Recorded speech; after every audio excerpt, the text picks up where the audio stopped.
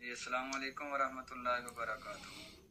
حضور وائس کے کسی کا جواب بھی نہیں آیا۔ ایک اور سوال ہے جناب، تین بھائی نے وہ تے تیناں بھائیاں دے کول تقریباً 7.5 تولے سونا ہے، علیحدہ علیحدہ یعنی کہ ونڈ دیتا گیا ہے، انہوں نے دے دیتا گیا ہے، یعنی 3 تولے ایک کول ہے تے 2 تولے ایک کول ہے، تے اس طریقے دے نال تے پھر وہ آیا کہ وہ تین بھائی نے کٹھے نے کم شم کرتے نے باہر اپنا اپنا، پھر گھر بار بھی کٹھا ہی ہے، کھانا پینا بھی کٹھا ہی ہے، خرچہ پانی بھی، یعنی زیور ہے نا جڑا وہ تقسیم کر دیتا گیا ہے۔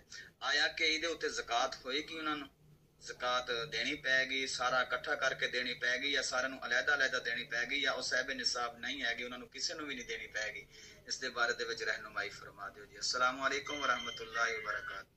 جی وعلیکم السلام ورحمۃ اللہ وبرکاتہ۔ آپ کا سوال ہے 3 بھائی ہیں، 3 تولے سونا ہے، تینوں میں تقسیم کر دیا گیا ہے، تو اب زکوٰۃ کا کیا حکم ہے؟ اس سے پہلے آپ نے فرمایا ہے کہ جی سوال کیا تھا جواب نہیں ملا۔